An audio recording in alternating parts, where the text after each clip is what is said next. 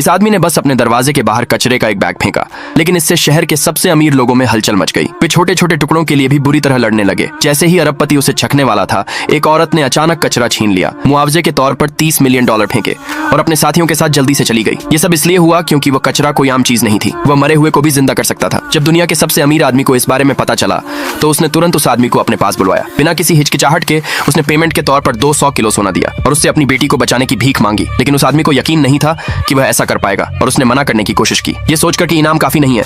अरबपति ने $1 बिलियन का एक ब्लैक कार्ड निकाला और उससे फिर से विनती की। उसकी बेबसी देखकर उस आदमी ने एक कोशिश करने का फैसला किया, लेकिन जब उस औरत को व्हीलचेयर पर बाहर लाया गया तो वह आदमी डर गया। वह सिर्फ मरी हुई नहीं थी, उसका शरीर पहले ही ठंडा हो चुका था। उसने अरबपति को सलाह दी कि उसे शांति से आराम करने दे। फिर भी उस अमीर आदमी ने जोर दिया कि उसकी बेटी मरी नहीं है और उस आदमी को धमकी दी कि या तो उसे ठीक करे या अंजाम भुगते। खतरा महसूस करके उस आदमी ने हार मान ली और जल्दी से निकलने की कोशिश की, लेकिन अरबपति उसके सामने टेलीपोर्ट हो गया और कसम खाई कि वह उससे उसकी जान की कीमत वसूलेगा। जब उसके सबसे मजबूत हमले से जरा भी नुकसान नहीं हुआ तो अरबपति को एहसास हुआ कि वह आदमी जितना दिखता है उससे कहीं ज्यादा ताकतवर है। जब वह आदमी जाने लगा तो घबराकर वह घुटनों पर बैठ गया और अपनी बेटी की जान की भीख मांगने लगा। उस आदमी के पास कोशिश करने के अलावा कोई चारा नहीं था। उसने एक अधूरी एक्सपेरिमेंटल गोली निकाली और उस औरत को खिला दी, लेकिन कुछ नहीं हुआ। भीड़ ने तुरंत उसे धोखेबाज कहा और अरबपति से उसे सबक सिखाने के लिए कहा। फिर अचानक वह आदमी नीचे झुका और उसने उस औरत को किस किया, फिर भी कोई रिएक्शन नहीं हुआ। अब यकीन हो गया कि वह पूरी तरह से धोखेबाज है। भीड़ ने सिक्योरिटी से उसे रोकने की मांग की, यहाँ तक कि उस पर औरत का खून करने का भी आरोप लगाया। जैसे ही सिक्योरिटी उस आदमी को बाहर निकालने वाली थी,